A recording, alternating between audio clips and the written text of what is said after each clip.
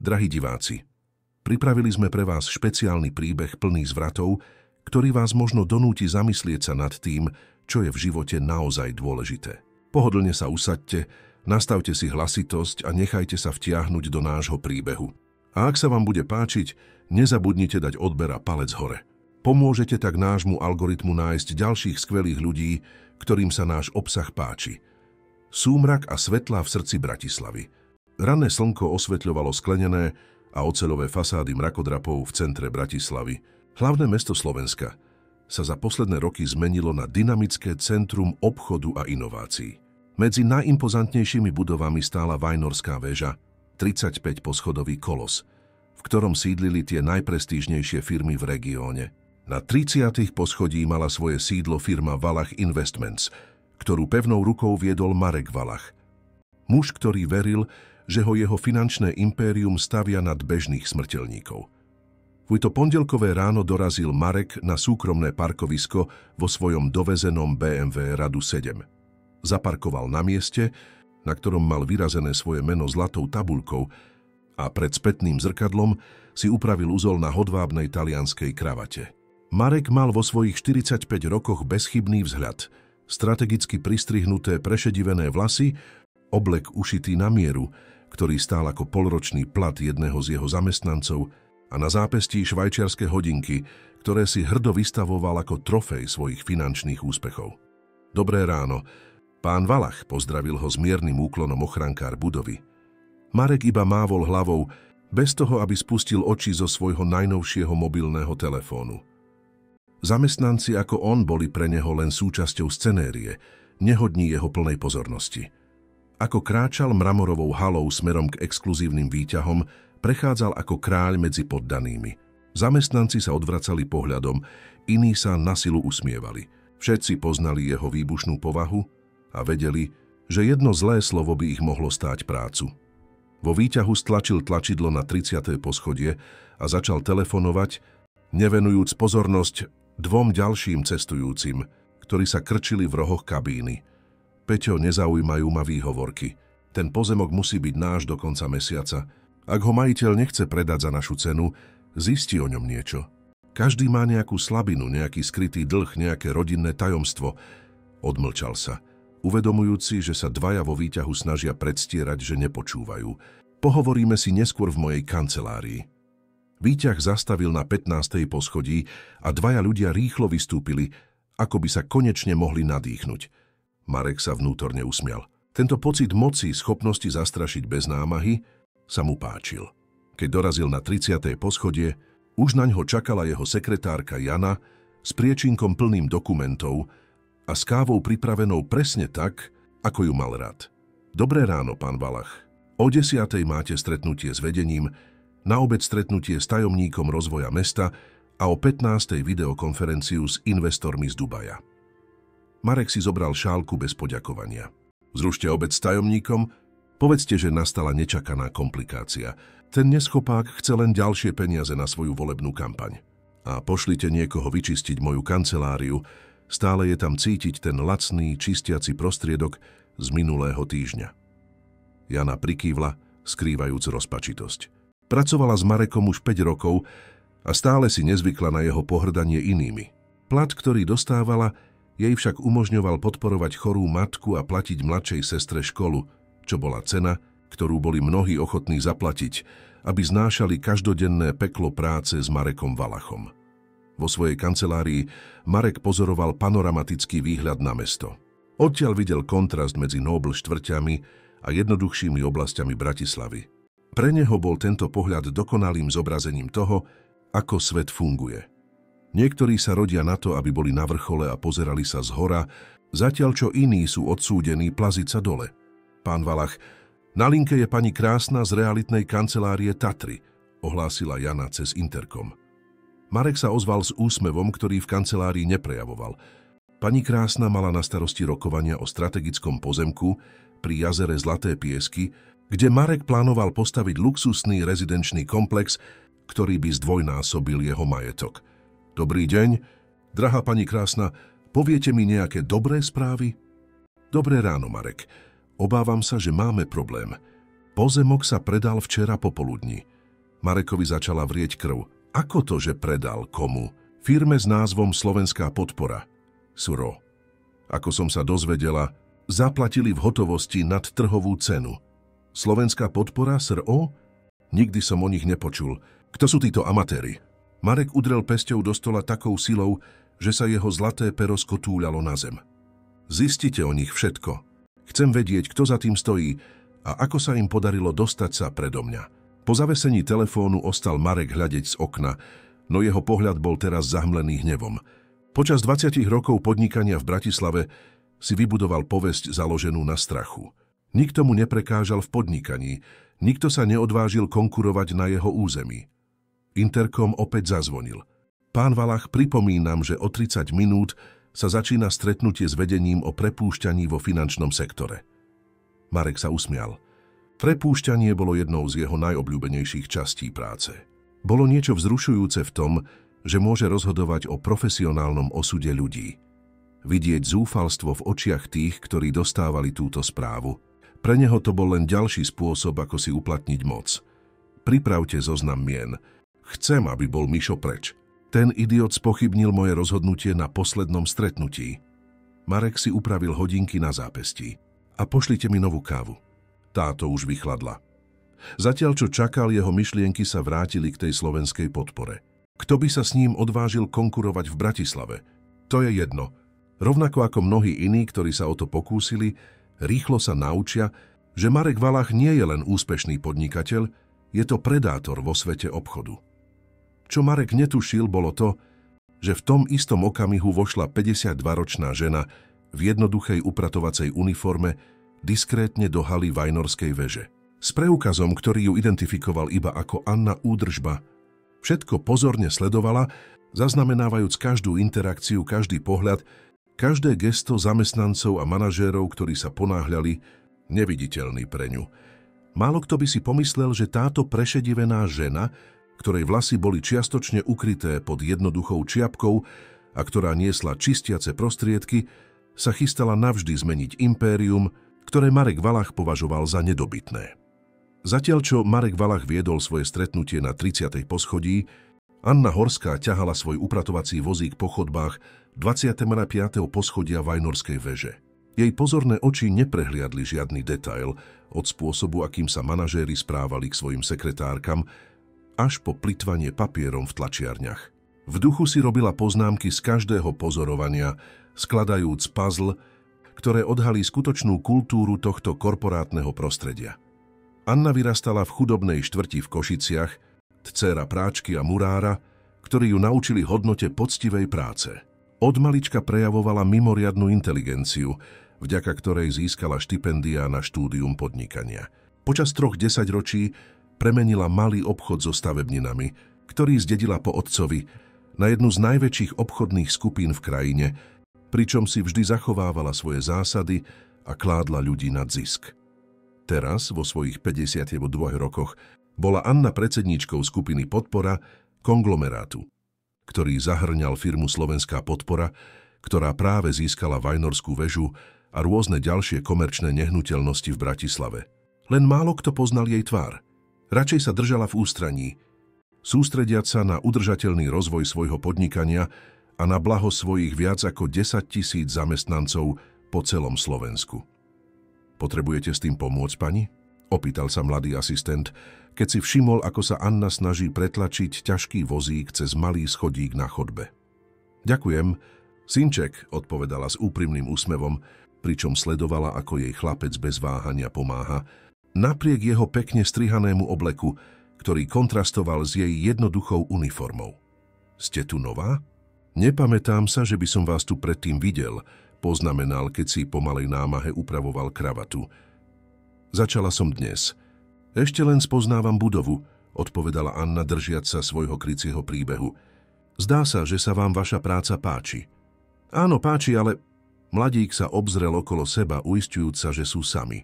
Prostredie môže byť niekedy dosť toxické, najmä keď má pán Valach zlú náladu, čo sa stáva takmer každý deň, dodal s nervóznym smiechom. Anna chápavo prikývla. Už som pracovala na takých miestach. Je ťažké, keď šéfovia zabudnú, že sme všetci ľudia. Presne tak. Mladík sa zdal byť uľavený, že našiel niekoho, kto ho chápe. Mimochodom, volám sa Lukáš, som mladší finančný analytik. Teší ma, Lukáš, ja som Anna. Po krátkom rozhovore sa Lukáš musel vrátiť do práce a Anna pokračovala vo svojej tajnej inšpekcii. Nebolo to prvýkrát, čo použila túto metódu, jej technika ponorenia, ako ju nazývala, bola charakteristickým znakom jej vedenia. Predtým, ako zaviedla zmeny v akejkoľvek firme, ktorú získala, strávila týždeň prácou v utajení v rôznych oddeleniach, aby na vlastnej koži pocítila realitu zamestnancov. V kuchynke na 25. poschodí Anna našla 3 sekretárky, ktoré sa počas prestávky ticho rozprávali. Ticho vošla a začala utierať povrchy, zatiaľ čo počúvala. Počuli ste, že dnes vyhodil Miša? 15 rokov v spoločnosti. Len tak vyhodených, poznamenala jedna z nich, očividne rozrušená. Si hovoria, že to bolo len preto, lebo Mišo navrhol iný prístup k projektu pri Zlatých pieskoch, odpovedala druhá, prevracajúc očami. Ten človek je monštrum. Ticho, upozornila ich tretia. Steny majú v tejto budove uši. Anna predstierala, že sa sústredí na obzvlášť ťažkú škvrnu na umývadle, zatiaľ čo pozorne počúvala rozhovor. Počuli ste, že väža bola predaná? Opýtala sa prvá sekretárka a zmenila tému. Jana mi povedala, že pán Valach je zúrivý, pretože prišiel o dôležitý pozemok v prospech tej istej firmy, ktorá kúpila budovu. Nejaká podpora? Však? Nikdy som o nich nepočula, poznamenala druhá.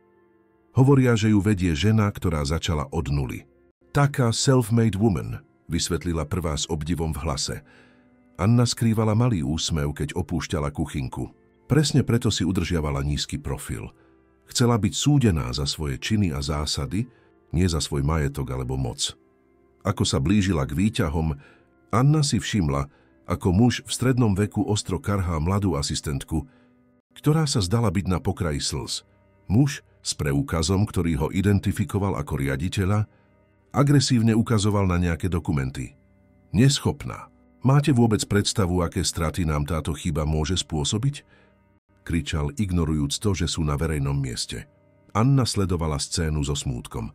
Zdalo sa, že toxická kultúra preniká do všetkých hierarchických úrovní tejto budovy. Zatiaľ, čo čakala na výťah, jej telefón diskrétne zavibroval. Bola to správa od jej osobnej asistentky. Stretnutie potvrdené na zajtra o 10:01. Všetci riaditelia budú prítomní, vrátane Mareka Valacha. Potrebujete ešte niečo pre vašu tajnú operáciu? Anna rýchlo odpovedala. Všetko je pod kontrolou. Zajtra uvidíme, či sa počiatočné dojmy potvrdia. Výťah dorazil a Anna vošla, ťahajúc svoj upratovací vozík. Bol prázdny, čo jej poskytlo chvíľu na zamyslenie. Počas svojej dlhej kariéry stretla mnoho Marekov Valachov, mužov a žien, ktorí si mýlili moc právom pohrdať inými, ktorí videli zamestnancov ako jednorazové súčasti, namiesto ľudských bytostí s dôstojnosťou a potenciálom. Jej podnikateľská filozofia bola presným opakom. Skupina Podpora bola známa svojou politikou oceňovania ľudskej práce, programami profesionálneho rozvoja a rozdeľovaním ziskov. Anna pevne verila, že firma môže naozaj prosperovať len vtedy, keď všetci zainteresovaní prosperujú spoločne. Výťah zastavil na 30. poschodí na území Mareka Valacha. Anna na chvíľu zaváhala, potom sa rozhodla, že je to ideálna príležitosť pozorovať epicentrum problému. Vytlačila svoj vozík von a začala utierať okná na chodbe, ktorá viedla k honosnej prezidentskej kancelárii. Odtiaľ, kde bola, videla Mareka cez sklenené steny jeho kancelárie, ako podráždené gestikuluje, zatiaľ čo telefónuje. Jeho reč tela vyžarovala aroganciu a netrpezlivosť. Vedľa neho sa sekretárka s unaveným vzhľadom, pravdepodobne Jana, o ktorej sa zmienili ženy v kuchynke, snažila ukázať mu nejaké dokumenty, no dostávala len odmietavé gestá. Prepáčte, nemali by ste tu byť, povedal hlas za ňou. Anna sa otočila a uvidela muža v obleku, ktorý vyzeral, že je nejaký manažér. Prepáčte, pane. Upratujem chodby, odpovedala pokorne.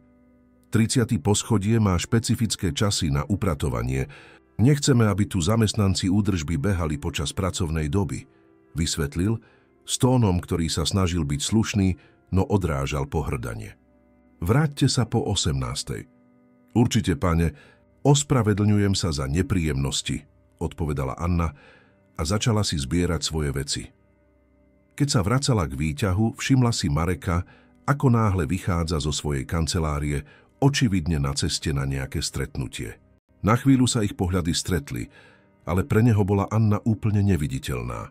Len ďalšia bezvýznamná pracovníčka v jeho súkromnom kráľovstve. Čo si Marek nevedel predstaviť, bolo, že o menej ako 24 hodín bude stáť tvárou v tvár tej istej upratovačke, ale za úplne iných okolností. Anna vstúpila do výťahu s malým úsmevom na perách, tešiac sa na moment, keď spadnú masky a odhalí sa skutočná podstata každého z nich. Uväznení v kabíne. Útorkové ráno začalo s jemným dažďom nad Bratislavou, ktorý zahmlieval okná Vajnorskej veže a vytváral balet farebných dážnikov na chodníkoch pod nimi. Marek Valach dorazil skôr ako zvyčajne, podráždený správou, ktorú dostal včera večer. Tá istá firma, Slovenská podpora, nebola len novým majiteľom budovy, ale získala aj 3 ďalšie pozemky, na ktoré si brúsil zuby pre budúce projekty.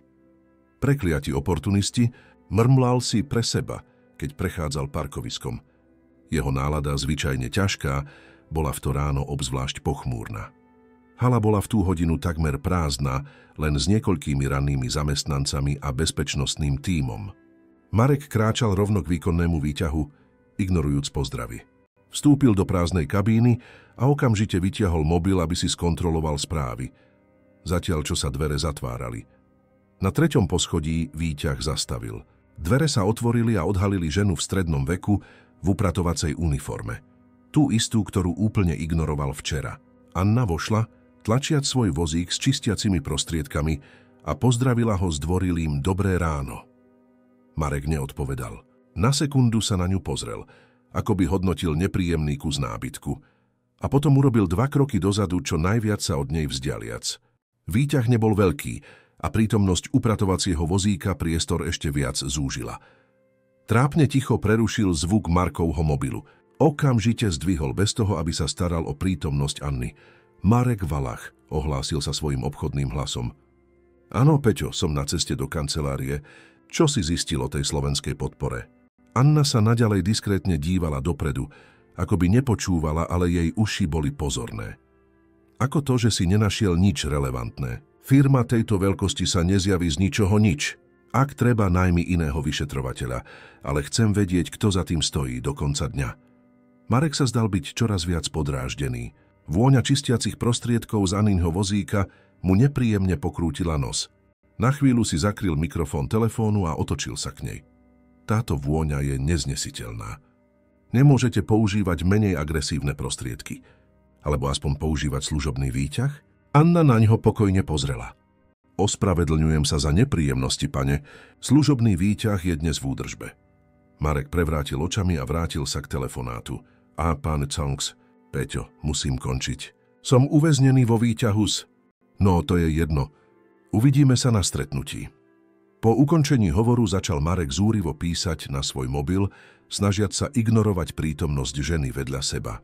Výťah opäť zastavil na 15. poschodí, ale nikto nevstúpil. Zatiaľ, čo sa dvere zatvárali, Marek nedokázal skryť svoju nechuť. Títo ľudia by mali poznať svoje miesto, zamrmlal, dostatočne nahlas, aby ho Anna počula. Budova takejto kategórie by mala mať prísnejšie pravidlá o tom, kto môže používať hlavné výťahy. Anna ho sledovala kútikom oka. Za 30 rokov budovania svojho impéria stretla desiatky mužov.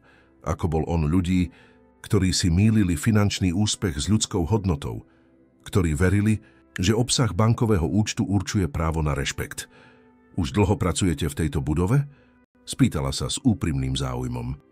Marek sa zdal prekvapený, že sa upratovačka odvážila začať rozhovor.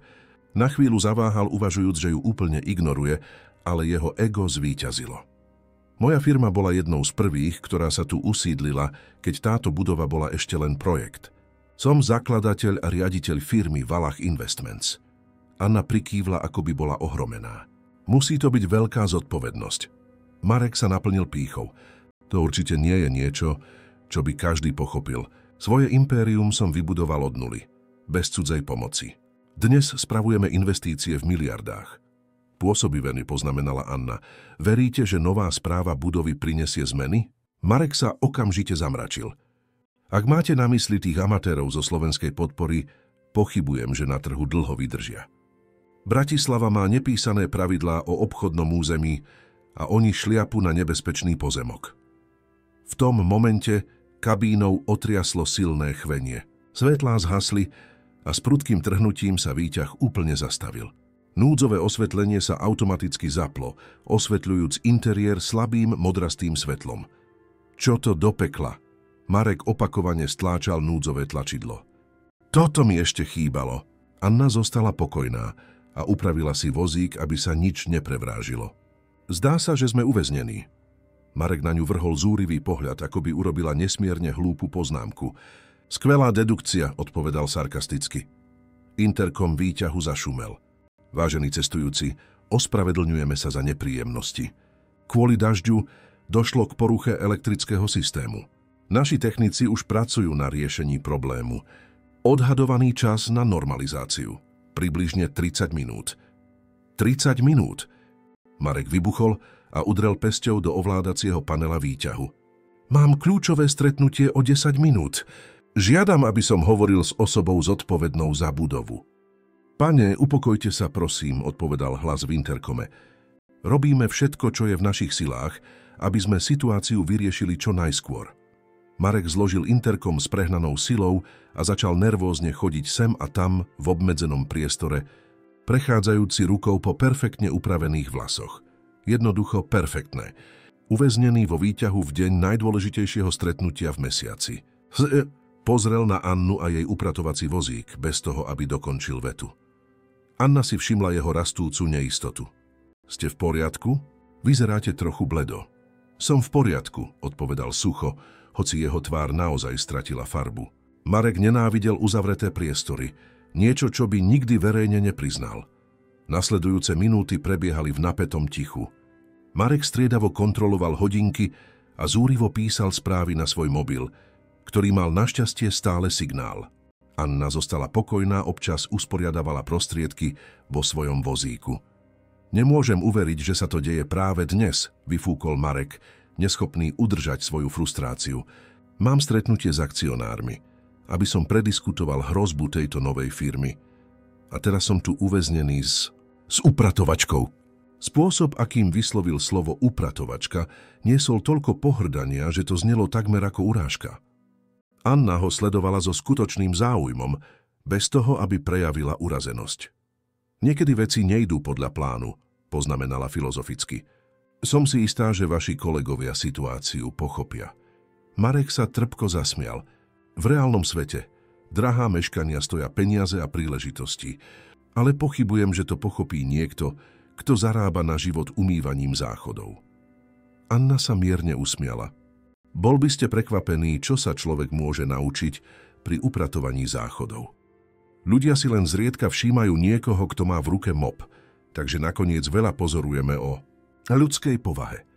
Fascinujúce, odpovedal Marek s ostrou iróniou. A čo presne vás naučili vaše hlboké sociologické pozorovania? Že najhrubší ľudia sú často tí, ktorí nesú najväčšie strachy, odpovedala Anna pokojne a pozrela mu do očí. Marek sa na chvíľu zdal byť vyvedený z miery priamou odpoveďou, ale rýchlo získal späť svoju obrannú pózu. Dátam ti spolupráci sa antimášťa. Nehovorte mi lacné filozofie. Neviete o mne ani o mojom živote nič. Pravda, súhlasila Anna. Rovnako ako vy neviete nič o mne alebo o mojom živote. Výťah sa opäť zatriasol, čo spôsobilo, že sa Marek inštinktívne chytil opornej tyče. Na čele sa mu začali tvoriť kvapky potu a dýchanie sa mu zrýchlilo. Anna si všimla príznaky úzkosti. Máte klaustrofóbiu? Samozrejme, že nie, poprel Marek, ale jeho hlas prezrádzal jeho rastúcu paniku. Mám tu fľašu vody, ak chcete, ponúkla Anna a siahla do svojej osobnej tašky. Nebudem piť niečo, čo pochádza z vašej tašky, odpovedal ostro. Anna pokrčila plecami a napila sa zo svojej fľaše. Ako si prajete? Ako minúty plynuli, Marekova neistota sa stávala čoraz zjavnejšou. Jeho tvár bola bledá, Dýchanie nepravidelné a neustále si uvoľňoval kravatu, ako by sa dusil. Uväznení spoločne, no oddelený. Výťah vo Vajnorskej veži zostával nehybný medzi 22. a 23. poschodím. Prešlo už 20 minút, odkedy uviazli a úzkosť Mareka Valacha viditeľne narastala. Jeho bezchybný oblek mal teraz škvrny od potu pod pazuchami, talianska kravata bola voľne okolo krku a jeho vlasy zvyčajne perfektne upravené. Boli v neporiadku potom, ako si cez ne opakovane prechádzal rukami. To je nepriateľné. Budova tejto kategórie nemôže mať takéto poruchy. Kričal opäť udierajúc do núdzového panela. Haló, je tam niekto? Už prešlo 20 minút. Interkom zašumel a unavený hlas odpovedal. Stále pracujeme na probléme, pane. Hlavný elektrický systém bol dažďom zasiahnutý vážnejšie, ako sme si mysleli. Žiadame vás o trochu viac trpezlivosti. Trpezlivosti? Marek takmer kričal. Máte predstavu, kto som? Som Marek Valach, riaditeľ firmy Valach Investments. Každá minúta, ktorú tu uviaznem, stojí 1000 eur. Máte nám to veľmi ľúto, pán Valach. Robíme všetko, čo je v našich silách. Marek vypol interkom zbytočne silným gestom a oprel sa o stenu výťahu, zavrel oči a snažil sa kontrolovať svoje zrýchlené dýchanie. Zdalo sa, že sa priestor s každou minútou zmenšuje. Mali by ste si sadnúť, navrhla Anna pokojne ukazujúc na podlahu. Pomáha to znížiť pocit závratu. Nebudem sedieť na podlahe výťahu ako zaváhal, neschopný dokončiť hanlivú vetu. Ako upratovačka, dokončila Anna s miernym chápavým úsmevom. Verte mi, pane, v tejto chvíli by mala byť vašou prioritou vaša pohoda, nie váš vzhľad. Marek na ňu podráždene pozrel, ale zhoršujúce sa fyzické príznaky. Búšenie srdca, studený pot, mierne rozmazané videnie ho nakoniec presvedčili. Pomaly sa zosunul po stene, až kým si nesadol na podlahu výťahu s nohami natiahnutými pred sebou. Anna si kľakla vedľa neho, udržiavajúc si úctivú vzdialenosť. Dýchajte pomaly, nadýchnite sa, počítajte do 4, zadržte na 2 sekundy a potom vydýchnite, počítajúc do 6. Nepotrebujem, aby ma upratovačka učila dýchať, odpovedal medzi prerušovanými dýchmi, ale aj tak inštinktívne nasledoval jej pokyny. Po niekoľkých minútach cvičenia dýchania sa Marek začal cítiť o niečo lepšie. Ticho medzi nimi prerušil zvuk jeho mobilu. Bola to Jana, jeho sekretárka, ktorá sa obávala, že mešká na stretnutie. Som uväznený v tom prekliatom výťahu, vysvetlil, snažiať sa udržať si pokoj v telefóne. Áno, s upratovačkou. Nie, netuším, kedy sa odtiaľ dostanem. Povedzte akcionárom, aby počkali, alebo nech začnú bezo mňa a nech mi urobia zhrnutie neskôr. Zložil a nechal hlavu padnúť dozadu, opierajúc ju o studenú stenu výťahu. Perfektné. Jednoducho perfektné. Anna ho sledovala s úprimnou zvedavosťou. Vo svojej dlhej kariére stretla mnohých arogantných manažérov, ale málo kto tak otvorene prejavoval pohŕdanie inými. Viete, začala ležérne. Pracujem už roky v upratovaní a vždy ma fascinovalo, ako ľudia tak odlišne reagujú na prostredie, v ktorom sa nachádzajú. Marek otvoril jedno oko, aby sa na ňu pozrel. A čo tým chcete povedať? Niektorí ľudia bez ohľadu na to, ako bohaté alebo dôležité je prostredie, si zachovajú pokoru a láskavosť. Iní, urobila významnú pauzu, zdá sa, že potrebujú zmenšovať iných, aby sa cítili väčší. Analyzujete ma teraz? Marek sa sarkasticky zasmial. Hádam, že ste študovali psychológiu predtým, ako ste sa rozhodli, že vašim skutočným povolaním je drhnúť podlahy? Annu provokácia nezasiahla. Vlastne mám magisterský titul v podnikaní z univerzity v Košiciach. Ale život niekedy ide nečakanými cestami. Však Marek na ňu chvíľu prekvapene pozeral, predtým, ako získal späť svoj pohrdavý výraz. Ak máte magisterský titul a umývate záchody, očividne ste v živote urobili veľmi zlé rozhodnutia. Alebo možno som urobila presne tie správne rozhodnutia, odpovedala pokojne. Hodnota človeka sa nemeria pozíciou, ktorú zastáva, pán Valach. V reálnom svete, drahá, sa hodnota meria presne takto. Odvetil, cítiať sa dostatočne zotavený na to, aby sa vrátil k svojej obvyklej arogancii. Zatiaľ, čo ja som vybudoval impérium a zamestnávam stovky ľudí, Vytrávite svoje dni odstraňovaním špiny, ktorú zanechali iní. Nehovorte mi o hodnote. Anna si ho dlho prezerala. Máte deti, pán Valach? Nečakaná otázka ho zaskočila. Jedného syna, študuje v Londýne. Prečo? A je hrdý na otca, ktorého má. Marek sa zamračil. Appel tutu. Aká je to otázka? Samozrejme, že je sa termen. Tam samozrejme, že je. Dávam mu všetko, čo sa dá za peniaze kúpiť. A lásku? Čas? Pozornosť? Aj tomu dávate? Ťažké ticho sa usadilo vo výťahu. Marek pocítil vlnu podráždenia. A niečo iné, niečo nepríjemné, čo nechcel príliš skúmať. Neviete nič o mojom vzťahu so synom, odpovedal nakoniec, hlasom tichším a menej agresívnym. Máte pravdu, neviem, súhlasila Anna. Rovnako ako vy neviete nič o mojom živote okrem tejto uniformy. Marek ju sledoval so zmesou podráždenia a neochotnej zvedavosti. V pokojnej dôstojnosti tej ženy bolo niečo, čo ho napriek jeho vôli zaujalo. Tak ma poučte, vyzval ju so sarkazmom. Aký je ten fascinujúci príbeh upratovačky s magisterským titulom? Anna sa mierne usmiala. Vyrastala som v chudobnej štvrti v Košiciach. Moji rodičia boli negramotní, ale pracovali na 2, niekedy 3 prácach, aby som mohla študovať. Získala som plné štipendium na univerzite. Pracovala som ráno ako upratovačka a večer študovala. Marek počúval v tichu, jeho tvár odhaľovala mierne prekvapenie. Na svojej ceste som stretla úžasných ľudí aj hrozných ľudí, pokračovala. Naučila som sa, že skutočná hodnota človeka sa nemeria tým, čo dosiahol, ale tým, ako sa správa k tým, ktorí pre neho nemôžu nič urobiť. Slová zasiahli Mareka ako neviditeľný úder. Na krátky moment sa videl očami tej ženy. Privilegovaný a arogantný muž, ktorý meria ľudí podľa veľkosti ich bankových účtov. Interkom výťahu prerušil moment. Vážení cestujúci, podarilo sa nám čiastočne obnoviť energiu. Výťah začne fungovať približne o 5 minút. Konečne, zvolal Marek. Rýchlo vstal a uhladil si svoj pokrčený oblek. Skontroloval si mobil. Úplne premeškal stretnutie s akcionármi. Anna tiež pokojne vstala, usporiadavajúc prostriedky vo svojom vozíku. Krátky moment Markovej zraniteľnosti prešiel a jeho maska nadradenosti sa vrátila na svoje miesto. No, bola to skúsenosť. Poučná, poznamenal s umelým úsmevom. Úprimne dúfam, že sa naše cesty už neprekrížia. Anna sa naňho pozrela priamo. Vy naozaj netušíte, kto som, však? Marek sa zamračil zmetený. Upratovačka s diplomom a lacnými životnými filozofiami? V tom momente sa výťah mierne zatriasol a začal sa hýbať. Anna sa záhadne usmiala. Pán Valach, práve ste strávili takmer hodinu uväznení vo výťahu, pričom ste urážali predsedníčku skupiny Podpora a novú majiteľku tejto budovy.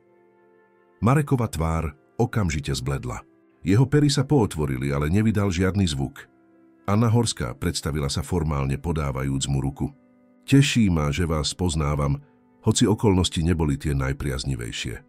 Marek na ňu hľadel v absolútnom šoku, neschopný úplne spracovať to, čo práve počul. Jeho mozog sa zúfalo snažil zladiť obraz jednoduchej upratovačky s mocnou podnikateľkou, ktorá získala jeho budovu a prekonala jeho podnikanie. To je nejaký chorý vtip? Podarilo sa mu nakoniec vykoktať. Nie, pán Valach, je to len moja pracovná metóda. Predtým, ako zavediem zmeny v akejkoľvek firme, ktorú získam, rada spoznávam realitu zamestnancov na vlastnej koži. Anna si zachovala pokojný a profesionálny tón. Musím povedať, že moja skúsenosť vo Vajnorskej veži bola dosť odhaľujúca. Výťah zastavil v hlavnej hale a dvere sa otvorili. Vonku čakal malý dáv vrátane technikov údržby a ochrankárov budovy. Ste v poriadku, pán Valach? Opýtal sa jeden z ochrankárov, keď si všimol jeho bledú tvár a ohromený výraz. Predtým, ako Marek stihol odpovedať, k Anne sa rýchlo priblížil muž v bezchybnom obleku. Pani Anna, boli sme znepokojení. Ste v poriadku? Úplne v poriadku, Karol, odpovedala a podala mu falošný preukaz upratovačky. Bola to celkom poučná skúsenosť. Muž vrhol odsudzujúci pohľad na Mareka, ktorý ostal zamrznutý na mieste. Snažiac sa spracovať, čo sa deje, pán Valach, povedala Anna. Otočiať sa k nemu posledný raz, dúfam, že vás uvidím zajtra na valnom zhromaždení o 10:00. Mám niekoľko dôležitých oznámení o budúcnosti tejto budovy a firiem, ktoré v nej pôsobia.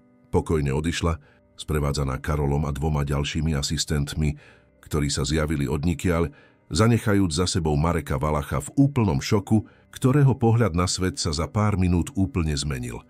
Kto by to bol povedal? Zamrmlal si pre seba. Zatiaľ, čo ju sledoval, ako odchádza upratovačka.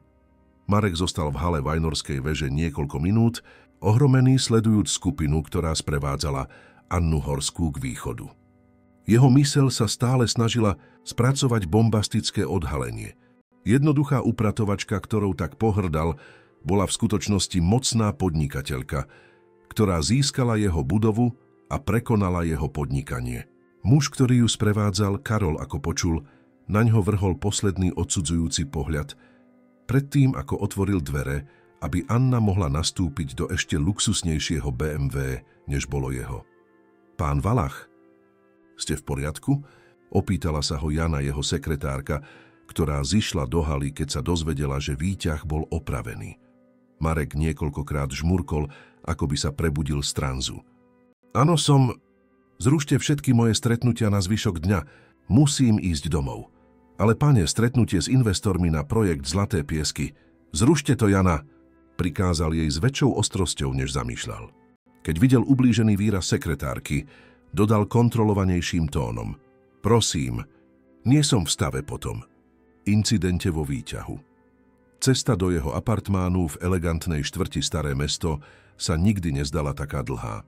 Marek šoféroval automaticky, jeho myseľ bola plná spomienok na každé arogantné slovo, na každé pohrdavé gesto, ktoré adresoval Anne Horskej počas ich núteného uväznenia vo výťahu.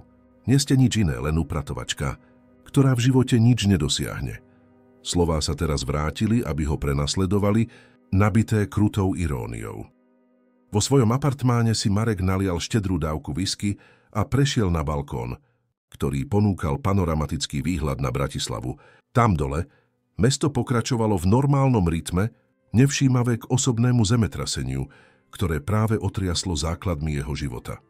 Jeho telefón naliehavo zvonil Peťo, jeho finančný riaditeľ, pravdepodobne chcel vedieť o zrušenom stretnutí.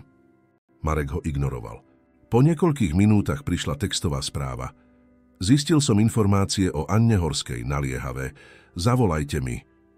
S mierne trasúcimi sa prstami Marek zavolal späť. Peťo, čo si zistil? Marek, tá žena je úžasná. Peťov hlas prekypoval nezvyčajným obdivom. Anna Horská začala doslova od nuly. Dcéra práčky a murára z Košíc. Vyštudovala s vyznamenaním management, ako povedala, získala magisterský titul a premenila malý obchod so stavebninami, ktorý zdedila po otcovi na impérium. Marek si odpil z whisky, cítiac, ako mu tekutina páli hrdlo. Pokračuj. Skupina Podpora zamestnáva viac ako 10 000 ľudí po celom Slovensku. Majú politiku oceňovania ľudí, ktorá sa vyučuje na univerzitách, rozdeľovanie ziskov, kariérne plány pre všetky úrovne. Dokonca aj upratovači majú zdravotné poistenie a štipendiá pre svoje deti. A ako o nej nikto nikdy nepočul tu v Bratislave? Spýtal sa Marek, podráždenie bolo počuť v jeho hlase. To je pointa, vysvetlil Peťo s rastúcim nadšením. Úmyselne si udržiava nízky profil, zriedka sa objavuje v médiách. Vyhýba sa spoločenským podujatiam. Hovorí sa, že osobne navštevuje každú novú akvizíciu, prezlečená za zamestnanca s nízkym postavením, aby pochopila firemnú kultúru predtým, ako zavedie zmeny. Marek zatvoril oči, cítiac toxickú zmes hanby a hnevu. A to nie je všetko, pokračoval Peťo. Slovenská Podpora nielenže kúpila Vajnorskú väžu, získali aj 4 ďalšie komerčné budovy v meste, vrátane tej, kde pôsobí Stredoeurópske investície, náš najväčší konkurent. V podstate, Marek, ona je teraz majiteľkou nehnuteľností, v ktorých pôsobia 2 najväčšie investičné firmy v meste. Strategicky brilantné, zamrmlal Marek, neochotne ohromený. A projekt Zlaté piesky? Ten pozemok, o ktorý sme prišli? Počul som, že tam plánujú postaviť nie komerčný projekt, ale kultúrne a vzdelávacie centrum pre mladých z chudobnejších štvrtí. Neziskový projekt. Marek zložil po niekoľkých minútach, hádžuc mobil na gauč, ako by ho prístroj zradil. Príbeh, ktorý sa formoval, bol pre jeho ego zničujúci. Anna Horská nebola len úspešná. Predstavovala všetko, čím on nebol. Vybudovala impérium založené na hodnotách, nielen na zisku. Bola rešpektovaná, neobávaná. Svoju moc používala na povýšenie iných, nie na ich zmenšenie. Noc bola pre Mareka bez spánku. Medzi dávkami whisky a trpkými úvahami prežíval každý moment vo výťahu. Každé slovo, ktoré vyslovil, každý výraz Anny, zatiaľ čo sa k nej správal s pohrdaním. Ako si zachovala dôstojnosť, aj keď sa ju snažil rozdrviť svojou domnelou nadradenosťou. Okolo 3:00 ráno Marek robil niečo, čo neurobil roky. Zavolal svojmu synovi do Londýna. Oci? Ospalý hlas Lukáša, jeho 22-ročného syna, prezrádzal prekvapenie z času telefonátu. Stalo sa niečo? Nie, synček, ja len... Marek zaváhal, nevedel presne, prečo volal. Len som chcel vedieť, ako sa máš. Zmetené ticho viselo na linke. Predtým, ako Lukáš odpovedal, som v poriadku, sú 3 ráno, oci. Nikdy nevoláš v túto hodinu. Viem, prepáč, Marek zavrel oči. Lukáš, si na mňa hrdý? Otázka akoby mladíka zaskočila. Ako to myslíš? Ako na otca. Si hrdý na otca, ktorým som pre teba. Ďalšie, dlhšie ticho. Oči si opýty? Nie, áno, trochu, ale na tom nezáleží. Prosím, odpovedz na otázku. Lukáš si vzdychol na druhej strane linky. Pozri, oci, som hrdý na tvoj profesionálny úspech, samozrejme. Vybudoval si impérium od nuly, ako vždy hovoríš, ale... Niekedy by som si prijal, aby si vybudoval menej impéria a viac... Neviem, viac času pre nás. Odkedy mama odišla, zdalo sa, že firma je tvoja jediná rodina. Slová zasiahli Mareka ako presné šípy. Jeho bývalá manželka odišla pred 8 rokmi, unavená z toho, že musí zdieľať život s mužom, ktorý uprednostňoval podnikanie nad všetkým ostatným. V tom čase Marek považoval rozchod za nepríjemnosť, takmer za láskavosť, menej rozptýlenia na jeho neľútostnej ceste na vrchol. Rozumiem, zamrmlal. Hrdlo mu náhle vyschlo. Oci, si naozaj v poriadku? Nikdy si sa nepýtal na takéto veci. Áno, som v poriadku. Mal som iný deň. Oddychuj, synček. Porozprávame sa neskôr. Po zložení telefónu zostal Marek nehybný na gauči dlhé minúty. Slová jeho syna mu rezonovali v mysli, preplietajúc sa so slovami Anny Horskej vo výťahu. Skutočná hodnota človeka sa nemeria tým, čo dosiahol, ale tým, ako sa správa k tým, ktorí pre neho nemôžu nič urobiť. Prvýkrát po rokoch, možno 10 ročiach, si Marek Valach dovolil brutálnu úprimnosť voči sebe samému. Čo vlastne dosiahol? Impérium postavené na zastrašovaní, povesť muža, ktorého sa treba báť, nie rešpektovať. Majetok, ktorý si nekúpil obdiv jeho vlastného syna. Život prázdny od skutočných spojení. Ráno našlo Mareka stále hore, s červenými očami upretými na mestskú krajinu, ktorá sa začínala prebúdzať. O niekoľko hodín bude opäť stáť tvárou v tvár Anne Horskej, tento raz na formálnom stretnutí, kde budú ich pozície obrátené. Ona ako majiteľka, on ako nájomca. Muž, ktorý vošiel do kúpeľne na studenú sprchu, nebol ten istý Marek Valach, ktorý vstúpil do výťahu včera. Niečo zásadné sa zmenilo. Trhlina v jeho brnení arogancie. Prvý pohľad na možnosť, že možno len možno, prežil svoj celý život s nesprávnymi hodnotami. Zatiaľ, čo sa starostlivo holil, Marek sa rozhodol, bude k stretnutiu pristupovať nie ako k poníženiu, ktoré treba zniesť, ale ako k príležitosti, možno poslednej, ukázať, že v jeho ľudskosti je ešte niečo, čo sa dá zachrániť. V tom istom okamihu, o niekoľko kilometrov ďalej, sa Anna Horská tiež pripravovala na rozhodujúci deň. Vo svojom jednoduchom byte, vzhľadom na majetok, ktorý vlastnila, raňajkovala a prezerala si poznámky, ktoré si urobila počas svojej infiltrácie vo Vajnorskej veži. Karol, chcem, aby si do programu stretnutia zaradil diskusiu o politike oceňovania ľudí, poučila svojho asistenta, ktorý bol v tú skorú rannú hodinu už pripravený. To, čo som videla včera, ma presvedčilo, že musíme zaviesť významné zmeny vo firemnej kultúre tej budovy. A čo, pán Valach? spýtal sa Karol, ktorý bol svedkom prekvapeného stavu podnikateľa včera. Máte v úmysle, Anna sa jemne usmiala. Marek Valach je inteligentný muž, ktorý vybudoval solidný biznis. Nemám záujem ho zničiť, Karol, ale potreboval šok z reality. Máte veľmi štedré srdce, poznamenal Karol, ktorý s Annou pracoval viac ako 20 ročia.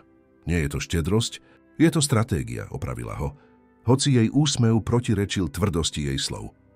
Ľudia ako Marek Valach sa môžu stať cennými spojencami, keď presmerujú svoju energiu na dobro, alebo sa môžu stať trpkými a pomstychtivými protivníkmi. Voľba bude na ňom po dnešku. Zatiaľ, čo sa pripravovala na odchod, Anna vrhla posledný pohľad na upratovaciu uniformu, starostlivo zloženú na stoličke, pripomienka lekcie, ktorú dúfala, že naučila nielen Mareka, ale aj všetkých manažérov vo Vajnorskej veži. Nový začiatok. Presne o 9:30 ráno sa v hlavnej hale Vajnorskej veže začal nezvyčajný prúd ľudí. Manažéri zo všetkých firiem v budove, zvolaní na mimoriadne stretnutie s novou majiteľkou, prichádzali v malých skupinách, potichu sa rozprávali a špekulovali o tom, čo ich čaká. Medzi šumom sa často spomínalo meno Mareka Valacha. Fámy o jeho stretnutí s Annou Horskou vo výťahu sa rozšírili s neuveriteľnou rýchlosťou. Marek dorazil 10 minút pred 10:00, oblečený v decentnom tmavomodrom obleku, odlišnom od ostentatívne drahých modelov, ktoré zvykol nosiť. Rozhodol sa šoférovať sám, odmietol vodiča, všimol si zvedavé pohľady a šepot, keď prechádzal halou smerom do hlavnej sály, ale zachoval si neutrálny výraz, ignorujúc skryté provokácie niektorých konkurentov, ktorí si očividne vychutnávali jeho zdanlivý pád. Sála s kapacitou 200 ľudí bola takmer úplne obsadená. V prvom rade čakali vyhradené miesta na riaditeľov a manažérov hlavných firiem vo Vajnorskej veži. Marek na chvíľu zaváhal, keď uvidel svoje meno na jednom z týchto miest, hneď vedľa stoličky určenej pre Ferka Kráľa, riaditeľa firmy Stredoeurópske investície, jeho najväčšieho konkurenta. Valach pozdravil Fero s úsmevom, ktorý sotva skrýval uspokojenie. Aké nečakané stretnutie však. Zdá sa, že máme novú šéfku. Marek krátko prikývol a posadil sa, ignorujúc provokáciu. Jeho pohľad bol upretý na prázdne pódium, kde jednoduchý stôl s mikrofónmi čakal na zástupcov skupiny Podpora. Presne o 10:00 sa otvorili bočné dvere a Anna Horská vošla sprevádzaná Karolom a 3 ďalšími manažérmi. Marek ju pozorne sledoval, všimol si jemné rozdiely medzi upratovačkou z výťahu a podnikateľkou, ktorá sa teraz predstavila. Anna mala na sebe dobre strihaný ženský oblek v tmavomodrom odtieni, s perlovým náhrdelníkom ako jediným šperkom. Jej vlasy, predtým skryté pod jednoduchou čiapkou, boli teraz elegantne zopnuté do nízkeho drdolu, ktorý zvýrazňoval jej pokojné črty tváre.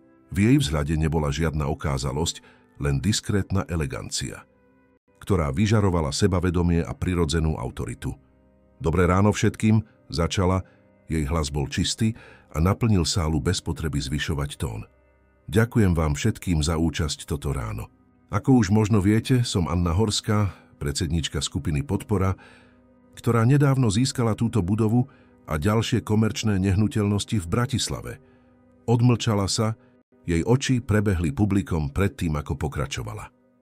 Niektorí z vás sa možno pýtajú, prečo som zvolala toto stretnutie, alebo sa možno obávate drastických zmien vo vašich nájomných zmluvách. Jemný úsmev sa dotkol jej pier. Môžem vás uistiť, že sme tu na to, aby sme vám robili problémy. Práve naopak. Marek si všimol, ako všetci v sále absorbovali každé slovo. Anna mala vzácny dar ovládať pozornosť bez toho, aby si ju vyžadovala, kvalitu, o ktorej si vždy myslel, že ju má, ale teraz si uvedomil, že si ju získal skôr zastrašovaním, nie skutočným rešpektom.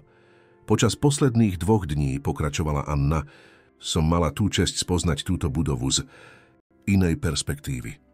Jej pohľad sa nakrátko stretol s Markovým. Pevne verím, že aby sme skutočne pochopili prostredie, musíme ho zažiť v jeho najzákladnejšej forme. Preto, ako je mojím zvykom, som tu strávila nejaký čas ako obyčajná zamestnankyňa údržby. Sálou prešiel šepot. Viaceré pohľady sa obrátili na Mareka, ktorý si zachoval pokojný výraz, hoci cítil, že sa mu mierne prehrieva tvár. To, čo som pozorovala, bolo odhaľujúce. Videla som talentovaných a oddaných profesionálov na všetkých úrovniach. Videla som však aj firemnú kultúru, ktorá v mnohých ohľadoch cení tituly a postavenie nad charakter a ľudskú dôstojnosť. Anna sa opäť odmlčala, nechávajúc svoje slová pôsobiť. Skupina Podpora nie je len konglomerát firiem, sme komunita vedená hodnotami. Veríme, že finančný úspech a ľudská pohoda nie sú vzájomne sa vylučujúce ciele, v skutočnosti sú na sebe závislé. Potom podrobne opísala niektoré z iniciatív, ktoré mala v úmysle zaviesť vo Vajnorskej veži. Spoločné priestory pre rôzne firmy, programy vzájomného mentorstva, centrum profesionálneho rozvoja otvorené pre zamestnancov všetkých úrovní, od recepcie až po predsedníctvo. Viac než len kancelárska budova, chceme, aby sa Vajnorská väža stala príkladom toho, ako môže byť firemné prostredie produktívne a zároveň ľudské. Marek pozorne počúval a bol prekvapený, keď si uvedomil, že mnohé z prezentovaných myšlienok neboli len inovatívne, ale boli dokonale v súlade s problémami, ktoré sám identifikoval v priebehu rokov, ale ignoroval ich v mene praktickosti a okamžitého zisku. Po takmer hodine prezentácie a otázok z publika Anna prešla k záverečnej časti svojho prejavu. Predtým, ako skončíme, by som chcela oznámiť vytvorenie poradného výboru zloženého zo zástupcov hlavných firiem v tejto budove. Tento výbor bude pracovať priamo so mnou na zavádzaní navrhovaných zmien, čím sa zabezpečí, že budú zohľadnené špecifiká a potreby každého sektora. Prezrela si zoznam na svojom stole, predtým ako pokračovala. Do tohto výboru sme pozvali Ferka Kráľa zo Stredoeurópskych investícií, Katarínu Novotnú z kancelárie Novotná, Miroslava Juríčka z JW Tech a, krátka pauza, Mareka Valacha z Valach Investments. Sálou sa roznieslo očakávané ticho. Všetky pohľady sa upriamili na Mareka, ktorý nedokázal úplne skryť svoje prekvapenie. Zo všetkých možných scenárov tohto stretnutia byť pozvaný na priamu spoluprácu s Annou bolo to posledné, čo očakával. Menovaní môžu zostať po skončení stretnutia na krátky rozhovor o ďalších krokoch, uzavrela Anna. Ešte raz vám všetkým ďakujem za účasť a som k dispozícii pre individuálne otázky počas občerstvenia, ktoré bude podávané vo foyer. Zatiaľ, čo sa účastníci dvíhali a začali smerovať k východu, Marek zostal sedieť a spracovával, čo sa práve stalo. Fero Kráľ sa zastavil vedľa neho so zmeteným výrazom. Čo si urobil, aby si to zaslúžil, Valach? Myslel som, že po tej epizóde vo výťahu. A ja som prekvapený. Fero, odpovedal Marek úprimne. Keď sa sála vyprázdnila a zostali len 4 manažéri menovaní do výboru, Anna sa k ním osobne priblížila a pozdravila každého. Keď prišla k Marekovi, podala mu ruku s pokojným úsmevom. Pán Valach, ďakujem, že ste prijali účasť v tomto výbore. Marek si potriasol jej rukou, všímajúci pevnosť stisku. Úprimne povedané, pani Horská, nechápem, prečo ste si vybrali mňa. Po našom stretnutí vo výťahu? Dokončila s miernym úsmevom. Presne preto, pán Valach. Keď videla jeho zmetený výraz, odviedla ho do pokojnejšieho kútika, zatiaľ čo sa Karol postaral o rozhovor s ostatnými členmi výboru. Pravdepodobne sa pýtate, prečo by som vás postavila do vplyvnej pozície po tom, ako ste sa ku mne správali, povedala priamo, bez zášti v hlase. Otázka mi prešla hlavou, priznal Marek. Počas mojej kariéry, pán Valach, som sa naučila rozpoznávať vzorce správania. To, čo som videla vo výťahu, bol arogantný a necitlivý muž. Áno, ale videla som aj niečo iné. A čo by to bolo? Spýtal sa, skutočne zvedavý. Videla som inteligentného strategického muža s nepopierateľnou vodcovskou schopnosťou, aj keď zle nasmerovanou. Videla som niekoho, kto vybudoval solídny a rešpektovaný biznis, napriek jeho pochybným metódam. Anna sa odmlčala a pozrela mu priamo do očí. Ale hlavne, v posledných momentoch, keď ste si uvedomili, kto som videla niečo, čo by si len málo kto všimol. Čo? Iskru skutočnej hanby. Nie len za to, že ste boli pristihnutí v trápnej situácii, ale hĺbšiu hanbu. Takú, ktorá sa objaví len vtedy, keď sa stretneme s pravdou o sebe samých, ktorú sa snažíme ignorovať. Marek ťažko prehltol, prekvapený presnosťou jej analýzy. Máte potenciál byť oveľa viac, než ste dnes, pán Valach. Nie len ako podnikateľ, ale ako človek. A ja radšej premieňam protivníkov na spojencov, kedykoľvek je to možné. A čo, ak nesplním vaše očakávania? Spýtal sa bez obvyklého obranného tónu. Anna sa usmiala. Potom urobím chybu v úsudku, čo sa občas stane. Ale som dlhodobý stavkár, pán Valach. A len zriedka sa mýlim, pokiaľ ide o hodnotenie ľudského charakteru. Diskrétne sa pozrela na hodinky. Naše prvé stretnutie výboru bude na budúci pondelok. Dovtedy by som chcela, aby ste sa zamysleli nad svojou firmou, vašim vedením a nad tým, ako by ste mohli zaviesť niektoré z postupov, o ktorých sme dnes hovorili. Predtým, ako Marek stihol odpovedať, priblížil sa Fero kráľ, očividne túžiaci hovoriť s Annou. Rozlúčila sa s krátkym pokynutím a odišla, zanechajúc Mareka s jeho myšlienkami. Na následnom raute Marek pozoroval, ako sa Anna prirodzene presúva medzi skupinami, viac počúva, než hovorí a venuje rovnakú pozornosť manažérom aj zamestnancom, ktorí podávali nápoje.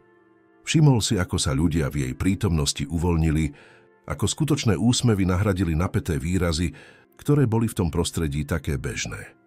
Prvýkrát vo svojej kariére sa Marek Valach ocitol pred niekým, kto si nemusel vynúcovať rešpekt, niekým, kto ho inšpiroval prirodzene. Pocit bol naraz ponižujúci a oslobodzujúci. Zatiaľ, čo sledoval, ako sa Anna živo rozpráva s jednou z recepčných, Marek si potichu sľúbil, túto nečakanú príležitosť nepremrhá. Možno bolo príliš neskoro na to, aby úplne prebudoval svoj život, ale možno, len možno, mal ešte čas prepísať svoj odkaz. Súmrak a nová cesta. Prešlo 6 mesiacov od toho osudného stretnutia vo výťahu. Vajnorská väža, kedysi len ďalšia elegantná kancelárska budova, sa premenila na miesto, ktoré bolo iné ako všetky ostatné v Bratislave. Kedysi tiché a napäté chodby teraz hostili živé rozhovory medzi zamestnancami rôznych firiem. Bývalá manažerská jedáleň, kedysi vyhradená pre riaditeľov a predsedov, sa premenila na spoločný priestor, kde si stážisti mohli sadnúť vedľa generálnych riaditeľov. Jedného piatkového popoludnia kráčal Marek Valach hlavnou halou, keď si všimol skupinu mladých ľudí zhromaždených okolo stola, skúmajúcich plány a modely. Priblížil sa so zvedavosťou. Pán Valach, som rád, že vás vidím.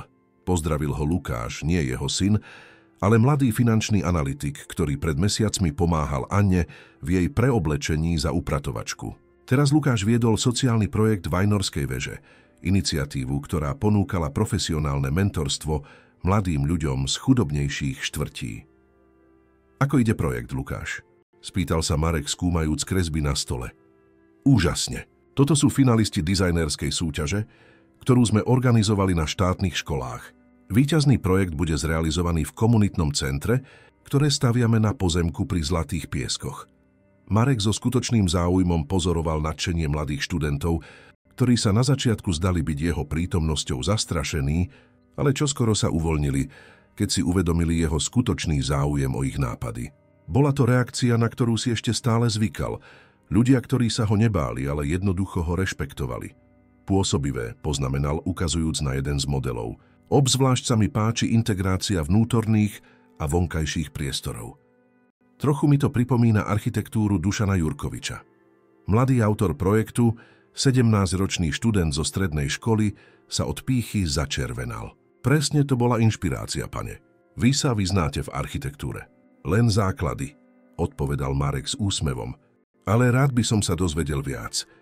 Možno by ste mi mohli vysvetliť detaily vášho projektu?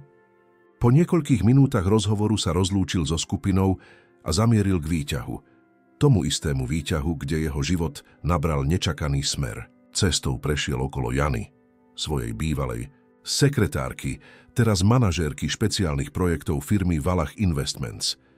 Dokumenty na stretnutie s pani Annou sú už vo vašej kancelárii, informovala ho. A volal váš syn. Povedal, že letí zajtra o 10:00. Ďakujem, Jana, môžete ísť už domov, je piatok. Tá správa môže počkať do pondelka. Jana sa usmiala, stále nie úplne zvyknutá na túto ľudskejšiu verziu svojho šéfa. Ďakujem, pán Valach. Prajem vám pekný víkend. Na 30. poschodí našiel Marek svoju kanceláriu premenenú. Steny, ktoré ho kedysi izolovali, boli nahradené sklenenými priečkami, ktoré zachovávali súkromie bez vytvárania bariér. Fotografie jeho syna teraz zdieľali priestor s obrázkami firemných projektov a komunitných iniciatív. Sadol si k stolu a otvoril priečinok, ktorý pripravila Jana. Čísla boli pôsobivé. Valach Investments nielenže prežila zmeny zavedené za posledných 6 mesiacov, ale prosperovala ako nikdy predtým. Nová politika oceňovania zamestnancov, ktorú vedenie na začiatku prijalo skepticky, viedla k vyššej produktivite a nižšej fluktuácii. Sociálne projekty, ktoré Marek spočiatku považoval len za marketing, otvorili dvere nečakaným partnerstvám a inovatívnym obchodným príležitostiam. Interkom jemne zazvonil. Pán Valach, prišla pani Anna na stretnutie. Ďakujem. Prosím, požiadajte ju, aby vošla. Anna Horská vošla do kancelárie s rovnakou pokojnosťou, ktorá ju charakterizovala. Mala na sebe elegantný, ale jednoduchý kostým a niesla priečinok podobný tomu, ktorý Marek skúmal. Dobrý deň. Marek, dúfam, že neprekážam. Vôbec nie, Anna. Práve som analyzoval čísla, o ktorých dnes budeme diskutovať. Formalita prvých stretnutí ustúpila vzťahu vzájomného rešpektu a prekvapivo priateľstva. Marek v Anne objavil nielen mentorku, ale aj partnerku do diskusie, ktorá ho intelektuálne vyzývala ako málo kto v jeho živote. Predtým, ako začneme, povedala Anna pohodlne si sadajúc, chcela by som vám pogratulovať k projektu so školami. Lukáš mi povedal o vašej osobnej účasti. Je to presne ten typ iniciatívy, ktorý mení životy. Ďakujem, ale zásluha je hlavne vaša. Ja som len pomohol s jej realizáciou, odpovedal Marek bez falošnej skromnosti. Anna sa usmiala. Pred 6 mesiacmi by ste si žiadali všetku zásluhu, dokonca aj za niečo, na čom ste sa sotva podieľali. Marek sa zasmial, uznávajúc pravdu v jej poznámke. Ľudia sa menia. Niektorí ľudia, opravila ho jemne, tí, ktorí majú dostatok odvahy čeliť svojim vlastným démonom. Na chvíľu si obaja v tichu spomenuli na stretnutie vo výťahu, ktoré všetko zmenilo. Viete, Anna, veľa som premýšľal o tom dni, poznamenal Marek, pozerajúc sa z okna na obzor Bratislavy. Čo by sa stalo, keby sa ten výťah nepokazil? Keby sme jednoducho pokračovali vo svojich cestách, bez toho núteného rozhovoru. Život nám len zriedka ponúka momenty jasnosti náhodou, Marek.